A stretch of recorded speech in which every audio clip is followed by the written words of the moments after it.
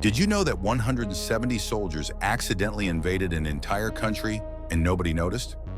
In March 2007, Swiss Army troops were conducting a routine nighttime navigation exercise near the border, but their GPS malfunctioned completely. The heavily armed soldiers marched 1.5 kilometers straight into Liechtenstein territory. They had accidentally conquered their peaceful neighbor. Liechtenstein's entire police force of 12 officers remained completely unaware. The next morning, Swiss commanders realized their mistake through media reports. Switzerland's government frantically apologized for invading a country with only 38,000 citizens and no army.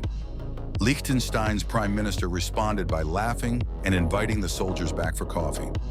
NATO later classified Switzerland as having the most apologetic military force ever documented.